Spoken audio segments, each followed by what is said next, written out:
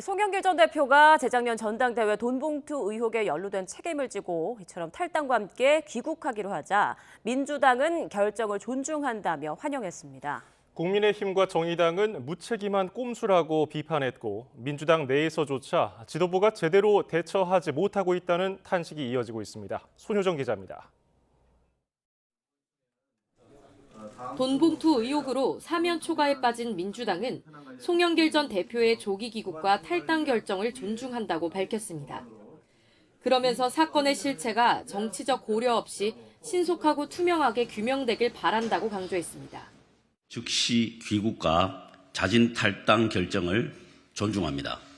이번 사건의 실체가 일체의 정치적 고려 없이 신속하고 투명하게 규명되길. 민주당은 일단 자체 조사나 대책을 급하게 내놓기보단 송 전 대표의 귀국 이후 입장 표명과 검찰 수사 상황을 지켜보자는 분위기입니다. 한 지도부 의원은 YTN에 당내 진상조사 요구가 있지만 그 자체가 쇼처럼 보일 수 있다며 수사 선상에 오른 윤관석, 이성만 의원 등에 대한 조치도 검찰 수사 이후 판단할 문제라고 말했습니다. 귀국한 송 전 대표와 지도부가 바로 만나는 것도 말맞추기와 같은 불필요한 오해를 낳을 수 있다며 부정적인 기류가 강합니다.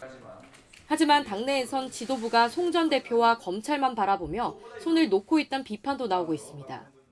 비명계인 이상민 의원은 외부 인사를 데려오든 당내 기구인 윤리감찰단을 활용하든 당 차원에서 철저하게 진상조사를 해야 한다고 주장했고, 또 다른 비명계 초선 의원은 이른바 돈봉투 의혹 녹취록에 이름이 오르내리는 의원들을 파악해 탈당 등 필요한 조처를 해야 한다고 지적했습니다. 국민의힘은 송 전 대표의 기자회견을 두고 핑계와 꼼수만 가득한 꼬리 자르기식 탈당뿐이었다고 비판했고, 정의당은 송 전 대표만이 아닌 민주당 전체의 문제라며 책임감 있는 태도를 주문했습니다. 돈봉투 사건에 대해 여전히 전혀 몰랐다는 입장을 반복하고 변명으로 일관하는 답변은 이재명 당대표 과거 모습과 데칼코마니입니다.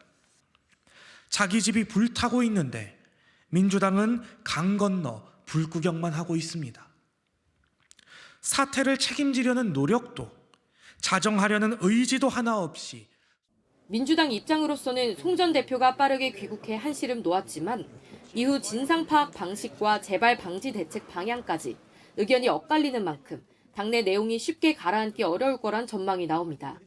YTN 손효정입니다.